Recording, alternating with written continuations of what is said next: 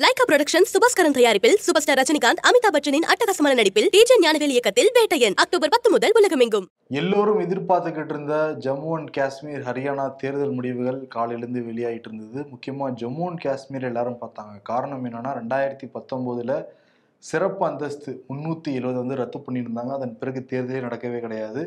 கிட்டத்தட்ட ஒரு 10 வருஷம் கழிச்சு நடக்கிற ஒரு தேர்தல்னால மக்கள் யார் பக்கம் போக போறாங்க அப்படின்னு ஒரு கேள்வி எல்லாருக்குமே இருந்தது.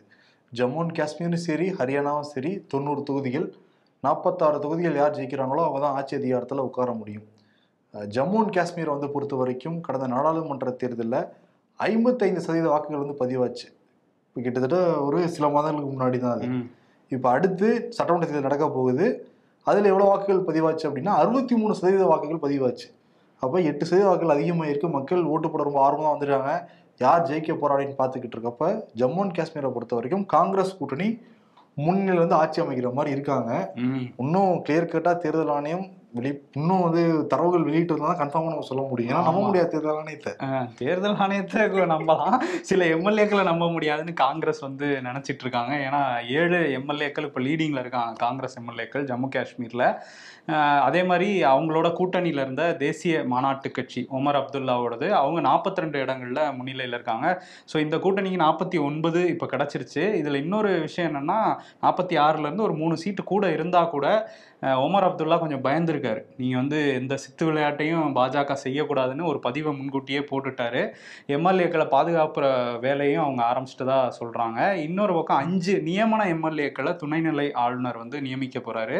ஸோ 95 எம்எல்ஏக்கள் இருக்க போகிறாங்க ஜம்மு காஷ்மீர் சட்டமன்றத்தில். ஸோ அந்த 5 நியமன எம்எல்ஏக்கள் உங்களுக்கு ஆதரவானவர்களாக இருப்பாங்க. இதெல்லாம் நீங்கள் பண்ணக்கூடாதுங்கிற குரலும் காங்கிரஸ்லேருந்து கொடுத்துட்ருக்காங்க. இருந்தாலும் இப்போதைய நிலவரப்படி ஜம்மு காஷ்மீரில் ஒரு கொண்டாட்ட மனநிலையில் தான் இந்தியா கூட்டணி இருக்காங்க. அதே பிஜேபிக்கு அங்கே பார்க்கும்போது மொத்தமாக 29 இடங்கள்ல வந்து இப்போதைக்கு முன்னிலை நிலவரப்படி அவங்க இருக்காங்க. இல்ல மக்கள் புறக்கணிக்கிறாங்கிறது தெரியுது. 29 வச்சுட்டு ஆட்சி அதிகாரத்தில் உட்கார்ந்தாங்க அப்படின்னா அது வந்து ஒரு பிண்டூர் வழியா வந்து உட்கார மாதிரி தானே இருக்கு. ஆமா, இன்னொன்னு 29 அந்த 5 நியமன எம்எல்ஏக்கள் ஆதரவு இருந்தா கூட நிறைய பேரோட ஆதரவு தேவைப்படுது. அங்க சுயேட்சைகளா வந்து நிறைய 7 பேர் வந்து லீடிங்ல இருக்காங்க. ஸோ சுயேட்சைகள் எல்லாருமே பாஜக மேல கோவத்தில் இருக்கிறதுனால அவங்க பக்கம் போக மாட்டாங்க அப்படிங்கிற நம்பிக்கையில உமர் அப்துல்லா இருக்காரு. அவர் கூடிய விரைவில் முதலமைச்சராக பதவி ஏற்பாரு அப்படின்னு சொல்லிட்டு அவரோட அப்பா ஃபரூக் அப்துல்லா வந்து தெரிவிச்சிருக்காரு. ஸோ ஜம்மு காஷ்மீரோட நிலவரம் இதுதான். ஆர்டிகல் 370 லிஃப்ட் பண்ணதுக்கப்புறம் அந்த மக்கள் வந்து பாஜக மேலே ஒரு பயங்கர கோவத்தில் இருக்காங்க அப்படிங்கிறது. ஆனால் ஹரியானா யாருமே எதிர்பார்க்காத ஒரு வகையில் ஒரு ட்விஸ்ட் அண்ட் டர்ன்ஸோட அந்த முடிவுகள் வந்துட்டு இருக்கு. காலையில் ஒரு 8 மணிலேருந்து 10 மணி வரையும் காங்கிரஸ் அலுவலகம் ஹரியானாவில் பயங்கர கொண்டாட்டம், லட்டு கொடுக்கறது, ஜிலேபி கொடுக்கறது அப்படின்னு சொல்லிட்டு கொடுத்துட்டு இருந்தாங்க. 11 மணிக்கு மேலே அப்படியே தலைகீழா மாறிடுச்சு. மக்கள் அல்வா கொடுத்துட்டாங்க காங்கிரஸுக்கு. ஆமா, ஹரியானா தேர்தல் முடிவுகள் வெளியிடுறப்ப காங்கிரஸ் லீடில் இருந்தா கொண்டாடிக்கிட்டு இருந்தாங்க. அப்புறம் திருப்பி பாஜக வந்தாங்க, திருப்பி காங்கிரஸ் லீட்ல வந்தாங்க. இப்படியே மாறி 12 மணிக்கு வந்தது. அப்புறம் 2 மணிக்கு மேல தெளிவா தெரிஞ்சிருச்சு பாஜக தான் ஆட்சி அமைக்க போறாங்கன்ட்டு. ஏன்னா முதலமைச்சர் வேட்பாளரே போய் பஜன் சிங்னு சொல்லிட்டு வந்து சாமி கோயில்லாம் போயிட்டு இருந்தாரு. ஆரம்பிச்சிட்டாங்க. என்னன்னா நேற்று நைட்டே லட்டெல்லாம் வாங்கி வச்சு தயாராக இருந்திருக்காங்க காங்கிரஸ். இங்கே பிஜேபி ஆஃபீஸில் ஒரு கூட ஆடலை, அப்படிதான் இருந்துச்சு. ஆனால் 11 மணிக்கு மேலே எல்லாம் தலைகீழாக மாறிடுச்சு. இப்போதைய நிலவரப்படி 50 தொகுதிகளில் பிஜேபி முன்னிலையில் இருக்காங்க. சில தொகுதிகளில் வெற்றி நிலவரம் அறிவிச்சிட்டாங்க. காங்கிரஸை பொறுத்தவரை 35 தொகுதிகளில் இருக்காங்க. 35 தொகுதியில் இருந்தா கூட வாக்கு சதவீதம் பார்க்குறப்ப காங்கிரஸ் தான் அதிகமா இருக்கான். கொஞ்சம் பாஜக கொஞ்சம் கம்மியா தான் இருக்குங்கிறாங்க. இருந்தா கூட யார் வெற்றி பெற்றாங்களோ அவங்க தான் ஆட்சி அமைக்க முடியும். ஆமா, ஏன்னா வந்து ரொம்ப ஓவர் கான்ஃபிடன்ஸா தான் இருந்தாங்க காங்கிரஸ் ஹரியானால. அதே மாதிரி எக்ஸிட் போல்ஸ்லயும் வந்து ஒரு மிகப்பெரிய வெற்றி கிடைக்கும் காங்கிரஸுக்குலாம் சொல்லியிருந்தாங்க. அது எப்படி பாஜகவுக்கு 400 கிடைக்கும் சொல்லி ஒரு அல்வா கொடுத்தாங்களோ அந்த மாதிரி தான் இதுவும் மாறி இருக்குது. அதுக்கு என்ன காரணம் சொல்றாங்கன்னா, முக்கியமா விவசாய போராட்டம் வந்து நடந்தது. முக்கியமா அங்க மல்யுத்த வீராங்கனை வினேஷ் போகத் அவங்க எல்லாமே வந்து பாஜக எதிராக நிறைய விமர்சனம்லாம் பண்ணியிருந்தாங்க. அவங்களே ஒருத்தர் வேட்பாளராக நிற்க வச்சிருக்காங்க. இதெல்லாம் மக்கள்கிட்ட எடுக்கும்லாம் எதிர்பார்த்தாங்க. பட் ஆனால் எடுக்கல. திரும்பி பாஜக கவர்மெண்ட் தான் ஆட்சி அமைக்க போறாங்க. ஆமா, இதுக்கு என்ன காரணம் சொல்றாங்கன்னா, ஒன்று உட்கட்சி பூசல், இவங்களுக்குள்ள சண்டை போட்டுட்டு இருந்தாங்க. இன்னொன்று ஜாட் கம்யூனிட்டி, வினேஷ் போகட், பஜ்ரங் புனியா இவங்களெல்லாம் உள்ள கொண்டு வந்தது நான் ஜாட் கம்யூனிட்டியில் ஒரு அதிருப்தியை ஏற்படுத்திருச்சு அப்படிங்கிற மாதிரி சொல்றாங்க. அது மட்டும் இல்லாமல் அக்னிபத் திட்டம் அது ஒரு பெரிய அதிர்வலையை தான் ஏற்படுத்திருந்துச்சு. இருந்தாலும் ஹரியானா முதல்வராக ஒரு 200 நாட்களுக்கு முன்னாடி தான் நயாப் சைனி வந்து பதவியேற்றாரு. அவர் அக்னி அக்னிவீர் பாலிசி, ஹரியானாக்குன்னு ஒரு தனி பாலிசி கொண்டு வந்து சர்வீஸ் முடிச்சுட்டு வரவங்களுக்கு நாங்கள் வேலை கொடுப்போம் அப்படிங்கிற ஒரு உத்தரவாதத்தை கொடுத்ததுனால அவங்ககிட்டே அந்த அதிருப்தியை மேனேஜ் பண்ணிட்டாங்க அப்படின்னு சொல்லி சொல்கிறாங்க. ஸோ எல்லாம் சேர்ந்து இப்போ காங்கிரஸுக்கு அங்கே ஒரு பெரிய பின்னடைவு தான் ஏற்பட்டிருக்கு. ஏன்னா முதல் முறையாக 3வது முறையாக ஆட்சி அமைக்க போகிறாங்க தொடர்ச்சியாக பாஜக. ஸோ இதுதான் நிலவரம். 2026 சட்டமன்ற தேர்தலுக்கு திமுக அப்பயே தயாராயிருச்சு. 234 தொகுதிகளுக்கும் பொறுப்பாளர்களை நியமனம் பண்ணியிருக்கு அண்ணா அறிவாலயம். இப்போ ஒவ்வொருத்தர் தொகுதியிலையும் இந்த வாக்காளர் பட்டியலில் எவ்வளோ எல்லாரும் பேரும் சேர்க்கப்பட்டிருக்கா, நீக்கப்பட்டிருக்கா, முறையாக நடக்குதா, மக்கள்கிட்ட எப்படி நம்ம போய் பப்ளிசிட்டியை தேடலாம், எப்படி நம்ம நல்லது பண்ணங்களாம் கொண்டு போய் சேர்க்கலாம்ங்கிறதுக்காக இந்த நியமிச்சிருக்காங்களாம். இன்னும் 15 மாதங்களுக்கு மேலே இருக்குது. அதுக்கெல்லாம் முன்கூட்டியே தயாராகிறாங்க. ஆனால் 15 லட்சம் பேர் வந்து அதில் வந்து போட விட்டுட்டாங்க. அதே மாதிரி இன்னைக்கு வந்து முதலமைச்சர் தலைமையில் அமைச்சரவை கூட்டமும் நடந்தது. அதில் பல முடிவுகள் வந்து எடுக்கப்பட்டிருக்கு. முக்கியமாக 14 முதலீடுகளுக்கு அமைச்சரவை கூட்டம் வந்து ஒப்புதல் வந்து கொடுத்துருக்காங்க. தமிழ்நாடு முழுக்க ஒரு 14 தொழிற்சாலைகள் 14 முக்கியமான இடங்கள்ல வரப்போகுதுங்கிறது தெரியுது. ஆமாம், இதில் 38,600 கோடி முதலீடுகள் வந்து தமிழ்நாட்டுக்கு வரப்போகுதுன்னு சொல்லியிருக்காங்க. அதே மாதிரி ஒரு 46,000 பேருக்கு வேலை வாய்ப்பு இருக்கும் அப்படிங்கிறதையும் சொல்லியிருக்காங்க. இதுக்கிடையில் வந்து அந்த சாம்சங் போராட்டம் வந்து பெருசாக தான் போயிட்டு இருக்குது. ஆமாம், சாம்சங் போராட்டம் தொடர்ச்சியாக நடந்துக்கிட்டு இருக்கு. சாம்சங் தொழிற்சாலை முன்னாடி காஞ்சிபுரத்தில் தொழிலாளர்கள் 14 கோரிக்கை வைக்கிறாங்க. முக்கியமாக சிஐடியும் அந்த தொழிற்சங்கத்தையும் ஆரம்பிக்கணும்லாம் சொல்கிறாங்க. நேற்று வந்து முக்கியமாக 3 அமைச்சர்கள், தொழில்துறை அமைச்சர் டிஆர்பி ராஜா, அதே மாதிரி தொழிலாளர் நலத்துறை அமைச்சர் கணேசன், அன்பரசன் எல்லாரும் போய் பேச்சுவார்த்தை நடத்துனாங்க. 10 மணி நேரம் பேச்சுவார்த்தை நடத்தினாங்க. வெளியே எப்படி மெசேஜ் வந்துச்சு அப்படின்னா வந்து அவங்களாம் ஏற்றுக்கிட்டாங்க, என்னுடைய வேலைக்கு போக போகிறாங்க, சும்மான உடன்படிக்கை ஏற்படுதுலாம் சொல்லியிருந்தாங்க. ஆனால் சிஐடியோ அந்த தலைவர் முத்துக்குமார் வந்து இல்லை இவங்க வந்து தகவலை தவறாக புரட்டிட்டு இருக்காங்க, அந்த மாதிரி எதுவுமே எடுக்கவே இல்லைன்னு சொல்லியிருந்தாங்க. அதுவும் தொழில் தான் முடிஞ்சிருக்கு. இப்போ 7வது கட்ட பேச்சுவார்த்தை நடக்கும்லாம் சொல்கிற வேலையில் அமைச்சரவை கூட்டம் முடிஞ்சு டிஆர்பி ராஜா என்ன சொல்கிறாருன்னா, சாம்சங் தொழிற்சாலையில் இருக்கிற நண்பர்கள் உடனடியாக வேலைக்கு வந்து திரும்பணும், அவங்க குடும்பங்கள் பாதிக்கப்படுதா இல்லையா, தெரியலையா அதெல்லாம் எல்லா கோரிக்கையும் சாம்சங் நிறுவனம் ஏற்றுக்கிட்டாங்க, அந்த சிஐடியும் தொழிற்சங்கத்தை ஆரம்பிக்கிறத தவிர அப்படிங்கிறார். தொழிற்சங்கம்ங்கிறது அரசியலமைப்படி உரிமை அப்படின்னு கம்யூனிஸ்ட் சொல்றாங்க. அதை ஏத்துக்கல அப்படின்னா அது எப்படி சரியான அந்த போராட்டத்துக்கு ஒரு சரியான முடிவு கிடைச்சதுன்னு நம்ம எப்படி ஒத்துக்க முடியும்? அதான் ராஜா என்ன சொல்றாரு அப்படின்னா, தமிழ்நாடு அரசும் சரி முதலமைச்சரும் சரி தொழிலாளர் பக்கம் தான் நாங்கள் நிற்போம், எங்களை நம்புங்க அப்படிங்கிறாங்க. உங்களை நம்புனா என்ன பண்ணணும், தொழிற்சங்கம் ஆரம்பிக்கிறதுக்கான வேலையை ஏற்பாடு பண்ணி கொடுக்கணும். அதோட மற்ற கோரிக்கையில ஏத்துக்கிட்டாங்களா, சம்பளம் உயர்வு கொடுக்குறேன்னு சொல்லிட்டாங்களா, அப்புறம் என்னங்க நீங்க வேலைக்கு போங்க, குடும்பங்கள் பாதிக்கப்படுது அப்படின்னா திசை திருப்புறாங்களோங்கிற ஒரு கேள்வி அங்க இருக்கிற தொழிலாளர்களுக்கே எழுது. ஏன்னா இன்னைக்கு வந்து இந்த பிரச்சனை முடிஞ்சிருச்சு, நாளைக்கு இன்னொரு பிரச்சனை வந்துச்சுன்னா தொழிற்சங்கம் இருந்தாதான் அவங்க போராடவே முடியும். இனிமே ஒரு போராட்டமே நடக்க முடியாத வகையில பண்ணிடுவாங்களோங்கிற ஒரு பயமே அந்த தொழிலாளர்கள் கிட்ட இருக்கு. இப்போ முதல்ல ஈர்த்து வந்துட்டு இருக்காங்கல்ல, பாத்தீங்களா, இங்க வந்து ஆழவனா புரட்சியெல்லாம் வெடிச்சிடும் தமிழ்நாட்டுல ஒரு டாபிக்கா மாறிடக்கூடாதுன்னு சொல்லிட்டு தமிழ்நாடு அரசு நினைக்கிறது, அதை அப்படியே செயல்படுத்துறது வெட்ட வெளிச்சமா தெரியுது. மெரினால இந்த ஏர் ஷோ பார்க்க வந்ததுல 5 பேர் நீர்சத்து குறைபாடு காரணமாக உயிரிழந்திருக்காங்க. மா சுப்பிரமணியன் என்ன சொல்றாருன்னா, இதை வந்து அரசியலாக்க கூடாது அப்படிங்கிறாரு. எதிர்கட்சியா இருந்தப்ப முதலமைச்சர் மு.க. ஸ்டாலின் எதிர்கட்சி அரசியல் பண்ணாம அவியலா பண்ணுவாங்க எல்லாம் கேள்வியெல்லாம் எழுப்பியிருந்தாரு. அதேதான் இப்ப இருக்கிற எதிர்கட்சிகள் பொதுமக்களும் கேட்கலாம். 5 பேர் வந்து இறந்து போயிட்டாங்க அப்படின்னா எதனால வெயில் நின்று இறந்து போனாங்கன்னு அவங்க சொல்றாங்க.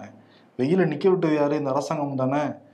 இன்னொன்னா நிறைய வந்து இப்போ உளவுத்துறை ரிப்போர்ட்லாம் வந்து போயிருக்கான் முதலமைச்சருக்கு, எங்க தவறு நடந்தது, எந்த டிபார்ட்மெண்ட் வந்து ஃபெயிலியர் ஆச்சு, அதே மாதிரி ஒரு டிபார்ட்மெண்ட்டுக்கும் இன்னொரு டிபார்ட்மெண்ட்டுக்கும் தகவல் பரிமாற்றமே பெயிலால நடக்கல அப்படின்லாம் வந்து இப்ப சொல்லிட்டு இருக்காங்க. உளவுத்துறையோட ஃபெயிலியர் தான். ஏன்னா இவ்வளவு கூட்டம் கூடும், முன்னாடியே என்னென்ன ஏற்பாடு பண்ணணுங்கிற இன்புட்ஸ் எல்லாம் உளவுத்துறை கொடுத்துருக்கணும். இப்போ வந்து எல்லாம் முடிஞ்சதுக்கு அப்புறம் ஒரு ரிப்போர்ட் கொடுத்தா என்ன, உளவுத்துறை முன்னாடியே நாங்க சொல்லிட்டோம் 5 லட்சம் பேர் வரப்போறாங்க அப்படிங்கறத, அந்த டிபார்ட்மெண்ட் சரியா வேலை செய்யல, இன்னொரு ரகசிய ரிப்போர்ட் வந்து கொடுத்துருக்காங்களாம் முதலமைச்சருக்கு. ஓகே, அப்போ முதலமைச்சர் கீழே உள்ள காவல்துறை அதை வந்து கவனத்துல எடுத்துக்கலையாங்கிற கேள்வி இருக்கு. இப்ப என்னன்னா நடவடிக்கை எடுக்க முடியாத சூழல தான் இருக்காரு முதலமைச்சருமே. காரணம் என்னன்னா, அந்த விமானப்படை எவ்வளோ உதவிகள் கேட்டாங்களோ அதை விட நாங்கள் அதிகமாகவே செஞ்சுட்டோம் அப்படிலாம் சொல்லியிருக்காரு. நடவடிக்கை எடுத்துட்டு அவங்க முன்னாடி கத்தப்ப தெரிஞ்சிருமே இல்லையா, அதான் கனிமொழி ட்விட்டு போட்டு முடிச்சுட்டாங்க.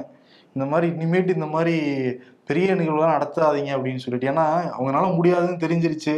அப்புறம் நடத்தினா திருப்பி திருப்பி எக்ஸ்போஸ் ஆகிட்டே இருக்க மாதிரி இருக்கும். நடத்தினா தானே பிரச்சனை, நடத்தே வேணாங்கிற முடிவு பண்ணிட்டாங்க போல தெரியுது. இப்போ சொன்னாங்கல்ல, டாஸ்மாக் எப்போ ஒழிப்பீங்க, குடியாரெல்லாம் ஒழிஞ்சோடனே நாங்கள் டாஸ்மாக் ஒழிப்போம், அந்த மாதிரி இந்த கூட்டத்தையே நடத்தக்கூடாதுன்னு முடிவு எடுத்தா மட்டும்தான் அந்த அரசாங்கம் தப்பிக்கும் போல தெரியுது. ஏன்னா க்ரௌட் மேனேஜ்மெண்ட் பண்றதுல டோட்டல் ஃபெயிலியரா தான் இருந்திருக்காங்க. ஏன்னா இறந்து போனதுல 2 வயசு குழந்தையோட தகப்பெல்லாம் வந்து இறந்து போயிருக்காரு. எவ்வளவு கனவோட இருந்திருப்பாங்க. ஒய்ஃபை நிப்பாட்டி வச்சுட்டு போயிருந்திருக்காரு அவரு. நீ நில்லுமா, நான் பைக்கை போயிட்டு இருந்திருக்கேன்ட்டு. பைக் எடுக்க போனவர் அப்படியே சரிஞ்சு விழுந்து யாருமே பார்க்கவே கிடையாது. ஏன்னா ஒவ்வொருத்தருமே அப்போ உதவி தேவைப்பட்டது. தண்ணி தேவைப்பட்டுச்சு, தண்ணி அங்கே இல்லை, எதுவுமே இல்லை. அதனால சரிஞ்சு வந்து 2 மணி நேரம் கழிச்சு இவங்க மனைவி தொடர்ந்து ஃபோன் அடிச்சிருக்காங்களாம் அவருக்கு. பக்கத்துல இருந்து யாரோ ஒருத்தர் வந்து எடுத்து, உங்க கணவர் கீழே விழுந்து கிடக்கிறாருங்க, இன்றைக்கு வாங்கன்னு சொல்லி போனவனே அவர் இறந்தே போயிருக்காரு அந்த ஸ்பாட்லயே. இதெல்லாம் வந்து கொடுமையோட உச்சமா இல்லையா? ஆம்புலன்ஸ் உதவி, உடனடியா மருத்துவ உதவி கிடைச்சிருச்சு அப்படின்னா நிச்சயம் 5 உயிரை காப்பாத்திருக்க முடியும். ஆமா, ஆம்புலன்ஸ்லயே முதலுதவி வந்து கொடுத்துருக்க முடியும். பட் எதுவுமே ஆம்புலன்ஸ் வர முடியாத அளவுக்கு அங்க க்ரௌட் மேனேஜ்மெண்ட் பண்ணியிருக்காங்க. இன்னொரு 15 லட்சம் பேரா 40 ஆம்புலன்ஸ் தான் மாசுபொருள் அறிக்கையிலே இருக்கு. மயக்கம் விழுந்தவங்களே கிட்டத்தட்ட 240 பேருக்கு மேலங்கிறாங்க. அங்க இருந்தவங்க என்ன சொல்றாங்க, 400 பேருக்கு மேல அப்படின்லாம் சொல்றாங்க. இல்ல, சுகாதாரத்துறைக்கும் தகவல் சரியா போகல போல, அதனால 40 இருக்கட்டும் போதும்னு நினைச்சிட்டாங்க போல. ஸோ கம்யூனிகேஷனே இல்லாதது ஒரு பெரிய பிரச்சனையா மாறி இருக்கு. இன்னொரு பக்கம் நாம் தமிழர் கட்சியோட ஒருங்கிணைப்பாளர் சீமான் அவர் என்ன சொல்றாருன்னா, இந்த 5 உயிரிழப்பு அப்படிங்கிறது இது உயிரிழப்பு கிடையாது, திமுக அரசோட அலட்சியத்தால ஏற்பட்ட படுகொலைகள் இது அப்படிங்கிற மாதிரி ஒரு கண்டன அறிக்கையை வந்து வெளியிட்டிருக்காரு. ஆமா, அன்புமணி ராமதாசுமே உயிரிழந்த குடும்பங்களுக்கு 5 லட்சம் ரூபாய் நிவாரணம் அறிவிச்சிருக்காருல, 25 லட்சமா அறிவிக்கணும் அப்படின்லாம் வந்து கோரிக்கை வச்சிருக்காரு. அதே மாதிரி தினகரன் அம்மா மக்கள் முன்னேற்ற கழகம், அந்த கட்சி பேரே மறந்துடும் போல தெரியுது. அவருடைய செயல்பாடுகள் அப்படித்தானே இருக்கு, ரொம்ப தொய்வா தான் இருக்கு. இருந்தாலும் கூட தஞ்சாவூர்ல செயற்குழு பொதுக்குழு வந்து கூட்டியிருக்காரு. அப்படியா? அங்க வந்து பேனர்லாம் அடிச்சிருக்காங்க, நாளைய முதல்வரே வருக, நீடூடி மன்னன் வாழ்க. என்னது நீரோ மன்னனா? நீடூடி வாழ்க, நீடூடி வாழ்க மன்னா, நீடூடி நீ வாழ்க அப்படிங்கிற மாதிரி நிறைய விதவிதமான போஸ்டர்ஸ் எல்லாம். தஞ்சாவூருக்கு போனா அந்த சோழர் பரம்பரைன்னு போட வேண்டியது. சோழர் பரம்பரையில் ஒரு எம்எல்ஏன்னு கூட சொல்லிக்க முடியாது. ஆனா வந்து அவரு சுயேட்சையா இருந்து ஜெயிச்சிருக்காரு, அமாவாசை டு நாகராஜ சோழன் மாதிரி ஒரு காலத்துல. சரி, இப்ப எம்எல்ஏவா இல்ல, இப்ப இருக்கிறதான் பேசணும், பழைய பஞ்சாங்கத்தை பட முடியாதுல்ல. சரி, என்ன சொல்றாரு, நாடாளுமன்ற தேர்தல் தூத்துட்டாரு அவரு. சரி, ஓகே, அவர் என்ன சொல்றாரு அப்படின்னா, பாருங்க இது டோட்டல் கவர்மெண்ட் ஃபெயிலியர் தான், 15 லட்சம் பேர் வருவாங்க முன்னாடியே சொன்னாங்க, ஆனா அரசாங்கம் நடவடிக்கை எடுக்க தவறிடுச்சு.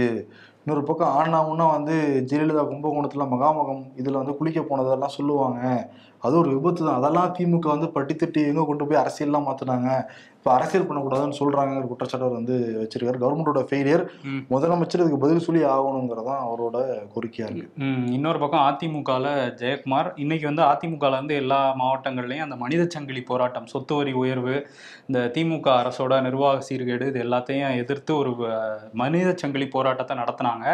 அதுல பேசும்போது முன்னாள் அமைச்சர் ஜெயக்குமார் என்ன சொல்றாருன்னா, இவங்க வந்து நேற்று தான் 5 உயிரிழப்புகள் நடந்திருக்கு 2 நாளைக்கு முன்னாடி. அடுத்த நாளே வந்து இந்த கலைஞர் நூற்றாண்டு பூங்கா வந்து திறந்து வச்சாரு முதலமைச்சர் மு.க. ஸ்டாலின். இவங்க போய் பூங்கா திறந்துகிட்டு இருக்காங்க, மக்கள் மேல அக்கறையே இல்லை அப்படின்னு சொல்லியிருக்காரு. அது மட்டும் இல்லாம திமுக ஆட்சியில உட்கார்ந்தாலும் வரி, நின்னாலும் வரி, அதனால வரியை ஏத்திக்கிட்டே போறாங்க அப்படிங்கிறத அவர் பதிவு பண்ணியிருக்காரு. பாஜக ஆட்சியிலையும் தான் ஒண்ணுக்கு ஒண்ணு சளைச்சது இல்லைங்கிற மாதிரி பிஜேபி டிஎம்கே 2 பேரும் வரியை உயர்த்துறாங்க, கட்டணங்களை உயர்த்துறாங்க. இப்ப பாஜக பத்தி இது திமுகவுக்கு எதிரான ஆர்ப்பாட்டனால அதை பேசலையா என்னங்கிற தெரியல. திமுகவுக்கு இதை சொல்லியிருக்காங்க. இப்போ பிஜேபியோட ஒரு கனெக்ஷன்ல இருக்காரு ஒருத்தர்னு சொல்லிட்டு அவரை வந்து கட்சி பொறுப்புல இருந்து நீக்கி இருக்காரு எடப்பாடி. தலவாய் சுந்தரம் மாவட்ட செயலராக வேற இருந்தாரு, அமைப்பு செயலாளராக இருந்தார் அதிமுகவுக்கு. கன்னியாகுமரி என்ன பண்ணிருக்காரு, அந்த ஆர்எஸ்எஸ் பேரே நடந்ததுல எம்எல்ஏங்கிற முறையில கூப்பிட்டு இருந்தாங்களாம். அவரும் போய் வந்து பச்சை கொடியெல்லாம் காட்டி அந்த ஆர்எஸ்எஸ் காவி கொடியில தொடங்கி வைக்கிறது, ஜிஏ பச்சை கொடி தான் காட்டுவாரு, காவி ட்ரெயினுக்கு காட்டுவாரு, இவங்க காவி கொடியை தான் காட்டுவாரு. இருந்தாலும் பச்சை கொடி மாதிரி தான் காட்டியிருக்காரு நினைக்கிற, அந்த போட்டோ பார்த்தா தெரியும் வந்து காட்டியிருக்காரு. அவரும் அதுக்கப்புறம் கட்சியுடைய கொள்கைக்கு மாறாக செயல்படுகிறார் தலவாய் சுந்தரம்னு சொல்லிட்டு தூக்கிறாங்க. தலவாய் சுந்தரம் என்ன சொல்றாரு, தூக்குனா தூக்கிக்குவாங்க, பாத்துக்கலாம், என்ன வேணா, நான் எம்எல்ஏ பதவி ஒன்றும் ஆபத்து இல்லைங்கிற மாதிரி தான் அவர் இருக்காரு. ஓபிஎஸ் போடுவாப்புல, அப்பாடா பக்கத்துல உட்கார்றது ஆள் கிடைச்சிருக்காருவா. இல்ல, கட்சியோட அடிப்படை உறுப்பினர்ல இருந்து இன்னும் நீக்கல, இல்ல பொறுப்புல இருந்து நீக்கிருக்காங்க. நாம் தமிழர் கட்சியுடைய சர்வாதிகாரியாக மாறிக்கிட்டு இருக்காரா சீமான்ங்கிற கேள்வியை தம்பிமார்களே எழுப்பிக்கிட்டு இருக்காங்க. நிறைய மாவட்ட செயலாளர்கள் கட்சியிலிருந்து விலகிட்டு இருக்காங்க. போன வாரம் தான் பார்த்தோம், கிருஷ்ணகிரி மாவட்ட பொறுப்பாளர் கரு பிரபாகரன் வெளியேறிட்டு அறிக்கையெல்லாம் விட்டுருந்தாரு. என்ன சொல்றாரு அப்படின்னா, நான் 14 வருஷத்தை தொலைச்சிட்டேன் என் வாழ்க்கையில, இது மாதிரி நிறைய நம்பிக்கைலாம் வச்சிருந்தேன், ஒரு மண்டல பொறுப்பாளருடைய மனைவி இன்னும் ஏரிக்கு வேலைக்கு போய்கிட்டு இருக்காங்க, கூலி தொழிலாளியா இருக்காங்க. ஆனா சீமான் வந்து வீட்டுல 3 வேலையாட்கள் தேவை அப்படின்னா 15 வேலையாட்களை வச்சுக்கிறாரு. அவரோட வீட்டு வாடகையே மாசம் வந்து 2.5 லட்சம் ரூபாய்க்கு மேல, 3-4 கார் வச்சிருக்காரு. ரொம்ப சொகுசான வாழ்க்கை வாழ்ந்துகிட்டு இருக்காரு. பட் கட்சியில் இருக்கவங்க யாருமே சொகுசான வாழ்க்கை வாழணும்னு நாங்க எதிர்பார்க்கல, அடிப்படையா எங்களுக்கான மரியாதை நாங்க எதிர்பார்க்கிறோம், அதுவே தலைமை தர மறுக்குது, சீமான் தர மறுக்கிறான்னு குற்றச்சாட்டு சொல்லிட்டு வெளியேறியிருந்தாரு. இப்ப பாக்குறப்ப விழுப்புரம் வடக்கு மாவட்ட பொறுப்பாளர் சுகுமார் வெளியேறி இருக்காரு. அதே மாதிரி விழுப்புரம் மேற்கு மாவட்ட பொறுப்பாளர் பூபாலன் விலகி இருக்காரு. தகவல் தொழில்நுட்ப பாசில இருந்து விலகிருக்காங்க. 2026 சட்டமன்ற தேர்தலுக்கு இப்பவே வேட்பாளர் வந்து ரெடி பண்ணி வச்சிருக்காரு. இது வரைக்கும் 2016 இருந்து அப்ப நடந்த சட்டமன்ற தேர்தல், அதுக்கு பிறகு நாடாளுமன்ற தேர்தல், உள்ளாட்சி தேர்தல் எல்லாத்துக்குமே எங்களுடைய பணத்தெல்லாம் போட்டு உடல் உழைப்பு போட்டு அவ்வளவு வேலை செஞ்சிருக்கோம். ஆனா எங்களை கலந்து ஆலோசிக்கவே மறுக்கிறாரு. கேட்டா நான் சொல்றதை நீ செய்யி, இல்லாட்டி கிளம்பிக்கிட்டே இரு, உன்னை நம்பி நான் இல்லைங்கிற மாதிரி சொல்றாரு. மரியாதை எங்களுக்கு முக்கியம்னு சொல்லிட்டு அவங்களும் கிளம்பி போய்கிட்டு இருக்காங்க. தொடர்கதையா நடந்துகிட்டு இருக்கு நாம் தமிழர் கட்சியில. இப்போ 3 பேர், அதுவும் விழுப்புரத்துல மொத்தமா 2 பகுதியோட மாவட்ட பொறுப்பாளர்களுமே விலகிட்டாங்கன்னா அப்படியே விக்கிரவாண்டியில போய் தாவேக்கால சேர்ந்துருவாங்களோ வாய்ப்பு இருக்கு. இப்ப என்னன்னா சீமானுக்கு அந்த பிரச்சனை இருக்கு. இப்ப தனித்துதான் போட்டிட போறேங்கிற அறிவிச்சிருக்காரு 2020 சட்டமன்ற தேர்தலில். இளைஞர்கள் வாக்கு தான் கவர் பண்ணிக்கிட்டு இருப்பாங்க. இப்போ 10th படிக்கிற பையன் 12th படிக்கிற பையன் டக்குன்னு காலேஜ் போய் வந்துருவாங்க. அது மாதிரி நல்ல பேசுறாரே, தமிழ் பற்றாளரா இருக்காரேன்னு சொல்லிட்டு நிறைய இளைஞர்கள் போவாங்க. இப்போ 14 வருஷம் கழிச்சு கருப்பிரபாகரன் தெளிஞ்ச மாதிரி நிறைய பேர் தெளிஞ்சு வேற கட்சிக்கு மாறிடுவாங்க, இல்லை வேற கொள்கைக்கு வந்து போயிடுவாங்க. அதுதான் டார்கெட்டா இருந்திருக்கு சீமானுக்கு. இப்ப என்னன்னா விஜய் வரப்ப இளைஞர்கள் பட்டாலும் விஜய் பக்கம் இருக்க போறது இயல்பு தான். என்ன சின்ன வயசுல இருந்தே படங்கள்லாம் பார்த்து, அதனால பயங்கர அப்செட்டா தான் இருக்காராம் சீமானுமே. ஆமா, இலங்கை தொடர்பா போராட்டம்லாம் கூட விஜய் அந்த டைம்ல நடத்தியிருக்காரு. ஸோ ஈழ உணர்வோட கூட சில பேர் போறதுக்கான வாய்ப்பு இருக்குன்னுலாம் சொல்றாங்க. அப்படியே சென்னைக்கு வந்தோம்னா, சென்னை காவல் ஆணையர் அருண் அவர் பதவி ஏற்றோன்னே ஒரு விஷயத்த வந்து சொன்னாரு. ஒரு பஞ்ச் டயலாக் மாதிரி தான் பேசியிருந்தாரு. ரவுடிகளுக்கு எந்த மொழியில சொன்னா புரியுமோ அந்த மொழியில நான் பேசுவேன்லாம் சொல்லியிருந்தாரு. அது என்ன மொழி அப்படிங்கிறது மாநில மனித உரிமை ஆணையத்துக்கு ஒரு டவுட் வந்துருச்சு. என்ன நீங்க மாநில காவல்துறையில இருந்தாலும் நாங்க ரொம்ப ஸ்ட்ரிக்ட்னு சொல்லிட்டு அவர் வந்து நீங்க நேரில் ஆஜராகி அது என்ன மொழிங்கிறத எங்களுக்கு வந்து பேசி காட்டணும், அதாவது வந்து விளக்கம் கொடுக்கணும் அப்படின்னு வந்து சொல்லியிருக்காங்க. ஓ, மனித உரிமை ஆணையத்துக்கிட்டே ரவுடிகள் மொழியில பேசிடுவாரா? இல்ல, இது என்ன மொழின்னு எங்களுக்கு தெரியல, புரியாம இருக்கும், அந்த விளக்கம் கொடுங்கன்னு கேட்டிருக்காங்க. அவர் என்ன சொல்றது, தமிழ் மொழியில தாங்க பேசுவேன் சொன்னாலும் சொல்லலாம். இப்போ ஒரு ரவுடி வந்து ஆந்திரால இருந்து வந்திருந்தா தெலுங்குல பேசுவேன் இந்த மாதிரி சொல்லி சமாளிப்பாரா என்னங்கிறது அக்டோபர் 14 ஆஜராகிறாராம். ஸோ அன்னைக்கு தான் விளக்கம் கொடுக்க போறாரு. இன்னொரு பக்கம் வந்து திருப்பூர்ல அந்த பாண்டியன் நகர் பகுதி, அங்க ஒரு வீட்டில இருந்து நாட்டு வெடிகள் வெடிச்சு சிதறி இருக்கு. அதுல ஒருத்தர் வந்து உடல் சிதறி உயிரிழந்திருக்காரு. ஒரு 5-8 பேர் காயமடைஞ்சு மருத்துவமனையில் இருக்கதா தகவல் வந்துட்டு இருக்கு. இது என்னங்கிறது முதற்கட்ட விசாரணையில் அங்கே போலீஸ் அதிகாரிகள் போய் விசாரிச்சதுல கார்த்தி அப்படிங்கிற ஒருத்தர் வீட்டில் நாட்டு வெடி தயாரிச்சிட்டு இருந்திருக்காராம். அது சட்டவிரோதமாக இவ்வளோ நாள் ஒரு மக்கள் குடியிருப்பு பகுதியில் எப்படி தயாரிச்சாருங்கிறது இனிமேல் தான் விசாரணையில் தான் தெரிய வரும். ஆனால் நிறைய அங்கேருந்து வெடியை வந்து பறிமுதல் பண்ணியிருக்காங்களாம். ஸோ இது வந்து நடந்திருக்கு. ராகுல் காந்தி அடுத்து மகாராஷ்டிரா சட்டமன்ற தேர்தலுக்கு தயாராயிட்டார் போல தெரியுது. காரணம், இந்த முடிவுகள் வரவே மகாராஷ்டிரால போய் அஜய் துக்காராம் ஒரு பட்டியலினத்தை சேர்ந்தவர் அவருடைய வீட்டுல போய் சமையல் ரூம் போய் சமையல்லாம் செய்ய ஆரம்பிச்சிருக்காரு. அவரு என்ன எக்ஸ்தலத்துல வந்து போட்டிருக்காருன்னா, இவங்களோட உணவு முறையை நம்ம வந்து புரிஞ்சுக்கணும், ஒரு சமத்துவமா வாழணும், அதனாலதான் அஜய் வந்து கூப்பிட்டோன்னே நான் வீட்டுக்கு வந்தேன், வந்து நானும் சமைச்சு சாப்பிட்றேங்கிற மாதிரி பதிவிட்டு இருக்காரு. தயாராயிட்டாரு அடுத்த தேர்தலுக்கு, மகாராஷ்டிரா தேர்தலுக்கு. இன்னொரு பக்கம் மேற்கு வங்கம் பெண் மருத்துவர் அந்த படுகொலை செய்யப்பட்ட விவகாரத்தில் இப்போ சிபிஐ விசாரிச்சுட்டு இருக்காங்க. சந்தீப் ராய் இந்த குற்றவாளி தான் அப்போவே வந்து கொல்கத்தா போலீஸும் கைது பண்ணியிருந்தாங்க. இவங்களும் அவரை வச்சே தான் இன்னும் விசாரிச்சுட்டு இருக்காங்க. இப்போ குற்றப்பத்திரிகை தாக்கல் பண்ணியிருக்காங்க சிபிஐ. இருந்தாலும் அந்த ஜூனியர் டாக்டர்ஸ் வந்து இன்னும் போராடிட்டு தான் இருக்காங்க. ஏன்னா இடையில கொஞ்ச நாள் விட்டுருந்தாங்க போராட்டத்தை. சிபிஐயோட அந்த இதுலேயும் இப்போ வரையும் நீதி கிடைக்கல அப்படிங்கிறதுனால உண்மை வெளியே வரல அப்படின்னு சொல்லிட்டு போராட்டத்தை தொடர்ந்துட்டு தான் இருக்காங்க. மாலத்தீவுக்கு இந்தியாவுக்கு ஒரு வாய்க்கா தகராறு இருந்துகிட்டு தான் இருந்தது. மாலத்தீவோட அதிபர் முகமது மொய்சு சீனாவோட ஆதரவாளராக இருக்காரு அப்படின்னு குற்றச்சாட்டுலாம் இருந்தது. பிரதமர் மோடி மாலத்தீவுக்கு நிகராக நம்ம கட்டியும் தீவுகள்லாம் இருக்குல்லன்னு சொல்லிட்டு லட்சத்தீவுல போய் போட்டோ ஷூட்லாம் போட்டு இங்கே வாங்க வந்து கொண்டாடுங்கலாம் பதிவுலாம் இருந்தாரு. அதன் பிறகு ஒரு சின்ன சலசலப்பு இருந்துகிட்டே தான் இருந்தது. காரணம் என்னன்னா, அங்கிருந்த இராணுவ படையை உடனடியாக அதிபர் வெளியேற சொல்லியிருந்தாரு. அதற்கு பிறகு இங்கிருந்து வெளியுறவுத்துறையிலிருந்தும் சில கண்டிஷன்லாம் போட்டிருந்தாங்க மாலத்தீவு மேலே. அதன் பிறகு பிரதமர் மோடியோடைய 3வது பதவியேற்பு விழாவுக்கு வந்திருந்தாரு முகமது. அவரை கொஞ்சம் இணக்கமானாங்க. இது மாதிரி இப்போ ஐநா சபையில் போய் முகமது வந்து பேசுகிறப்ப இந்தியா கூட நான் எதிரியான ஒரு மனநிலையில நான் கடைபிடிக்கவே கிடையாது, நட்பு ரீதியாக தான் கடைபிடிக்கிறேன்லாம் சொல்லியிருந்தாரு. இப்போ 5 நாள் அரசு முறை பயணமாக முதல் முறையாக இந்தியாவுக்கு வந்திருக்காரு. தன்னோட மனைவி கூட வந்திருக்காரு. தாஜ்மஹாலுக்கெல்லாம் போயிருக்காங்க, போட்டோ ஷூட்லாம் வந்துட்டு இருக்காங்க. அதெல்லாம் தாண்டி இந்திய அரசாங்கம் மாலத்தீவுக்கு சுமார் 6300 கோடி அளவுக்கு நிதியுதவி வந்து கொடுத்துருக்கதா சொல்றாங்க. இன்னைக்கு 5 முக்கியமான ஒப்பந்தங்கள் வந்து போடப்படுதுன்னா வந்து சொல்றாங்க. ஆமா, இது எல்லாமே சீனா பக்கம் சாஞ்சிருக்க வர இந்த பக்கம் நாங்க சாட்சி இழுத்துட்டு வரோம் பாருங்கன்ட்டு ஒரு மூவ் பண்ணியிருக்காங்க. ஏன்னா அவர் அதிபர் வந்து இறங்கின உடனே வரவேற்கிறது யார் வந்தாருன்னா பிரசிடென்ட் திரௌபதி முர்முவே வந்து நின்றுட்டு இருந்தாங்க, மோடி வந்து நின்றுட்டு இருந்தாங்க. வந்து கார்ல இறங்கினோடனே 2 பேரும் பூமுத்தெல்லாம் கொடுத்து வரவேற்றாங்க. அதை ஏன்னா நீங்க ரொம்ப முக்கியம் இப்ப இந்தியாவுக்கு அப்படிங்கிற மாதிரிதான் இருந்தது இவங்களோட செயல்பாடுலாம் பாக்குறப்ப. ஆமா, அதனால மாலத்தீவு ஒரு மாதிரி இப்ப நடுவுல தான் நின்னாகணும் சீனாவுக்கும் இந்தியாவுக்கும். உலகத்துல நிறைய பேர் எதிர்பார்த்துக்கிட்டு இருக்க அந்த நோபல் பரிசு அறிவிக்கப்பட்டுக்கிட்டு இருக்கு. நேத்து வந்து மருத்துவத்துக்கான அந்த நோபல் பரிசு வந்து அறிவிக்கப்பட்டிருந்தது. மரபணு அந்த டிஎன்ஏ எப்படி கடத்தப்படுது அப்படிங்கிறத ஆய்வு செஞ்சு மைக்ரோ ஆர்என்ஏவை கண்டுபிடிச்ச 2 பேருக்கு வந்து மருத்துவத்துக்கான நோபல் பரிசு வந்து அறிவிக்கப்பட்டிருக்கு.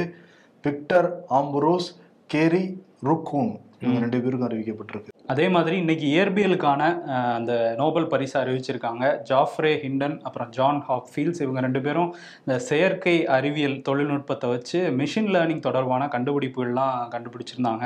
ஸோ அவங்களுக்கு வந்து இந்த விருது வந்து கொடுத்துருக்காங்க. ஓகே, வரும் நாட்கள் இலக்கியத்துக்கான நோபல் பரிசு, அமைதிக்கான நோபல் பரிசு எல்லாம் கொடுக்க போறாங்க. அமைதிக்கான நோபல் பரிசு யாரு வாங்க போறா, வாங்குவாரா? நீ நினைக்கிறது கிடைக்காது. நான் யாரை நினைச்சேன்னு உங்களுக்கு தெரியும்.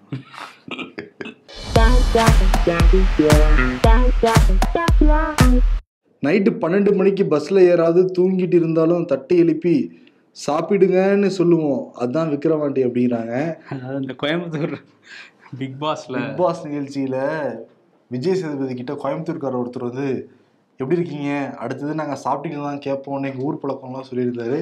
அது எல்லா ஊர்லேயும் அப்படிதாங்க கேட்பாருன்ட்டு விஜய் சேதுபதி சொன்ன கவுண்டர் வந்து பயங்கர வைரல் ஆயிடுச்சு. ஏதோ பிளான் வச்சிருக்கேன்னு சொன்ன, என்ன பிளான் பாஸ்? இந்த மாதம் 31 தீபாவளி வருதுல்ல, சம்பளத்தையும் போனஸோட சேர்த்து போட்டால் சூப்பராக இருக்கும்ல. எதுக்கு சம்பளத்தை வாங்கிட்டு பூரா போய் வேற கம்பெனி பக்கம் ஓடுறதுக்காகிறாரு கம்பெனி ஓனரு.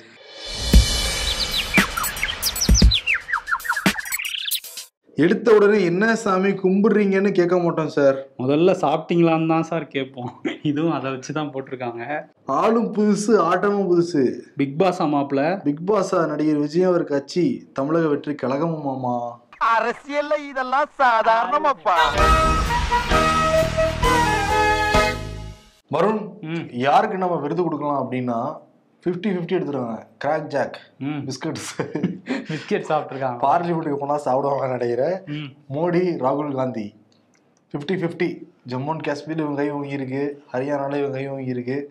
அஜி வரமாட நினைச்சு காலியா விட்டுறதெல்லாம் என்னப்பா அது, நம்ம ஜெயிக்க மாட்டோம் நினைச்சு ஜெயிச்சிட்டோமான்னு நினைப்பாங்க ஹரியானால. பிஜேபி அவங்களே ஷாக்ல இருப்பாங்க, எப்படி ஹரியானால ஜெயிச்சோம், இவ்வளவு அதிருப்தி இருந்தோம் அப்படி. ஏன்னா ஹரியானா ரோட் ஷோ வந்து நடக்கல, பெரிய லெவல்ல மீட்டிங் நடக்கலன்னு சொல்றாங்க அந்த மக்கள். ஒருவேளை அதான் காரணமா இருக்குமோ. இதை ஃபாலோ பண்ணலாம் பேசாம பிஜேபி. ஆமா, பெரிய அளவுல எதுவும் பண்ணாம இருந்தீங்கனாலே ஜி நாங்க பாத்துக்கிறோம்னு மாநில பாஜக வெற்றி பாதையை நோக்கி கூட்டிட்டு போயிருக்காங்க. அதனால என்ன விருது கொடுக்கலாம்? இப்போ என்ன ட்ரெண்டா இருக்கு, மீம்ஸ்ல ட்விட்ஸ்லாம் படிச்சோம்ல, ஆளும் புதுசு ஆட்டமும் புதுசு. ஆமா, ஏன்னா யார் சிஎம் வர போறாங்கிறது தெரியல. இந்த பக்கம் பாஜக வேட்பாளர் இருக்காரு ஹரியானாவை பொறுத்த வரைக்கும். ஆமா, அதனால ஆளும் புதுசு ஆட்டமும் புதுசு அந்த மாநில மக்களை பொறுத்த வரைக்கும். அதனால கொடுத்துட்டு விளைவிக்கிறோம். யாருக்குன்னா மோடிக்கும் ராகுலுக்கும் தான். ஏன்னா நமக்கே தெரியாது. தேசிய அளவுல முகமா இருக்க 2 பேருக்கும் காங்கிரஸ்ல ஒரு ஆள், இவங்களுக்கு ஒரு ஆள் கொடுத்துட்டு விடைபெறுகிறோம். நன்றி. லைகா புரொடக்ஷன்ஸ் சுபாஸ்கரன் தயாரிப்பில் சூப்பர் ஸ்டார் ரஜினிகாந்த், அமிதாப் பச்சன், ஃபகத் ஃபாசில், ராணா நடிப்பில் டிஜே ஞானவேல் இயக்கத்தில் வேட்டையன் அக்டோபர் 10 முதல் உலகமெங்கும் உங்கள் அபிமான திரையரங்குகளில். வேட்டையன் வேட்டைக்கு ரெடியா?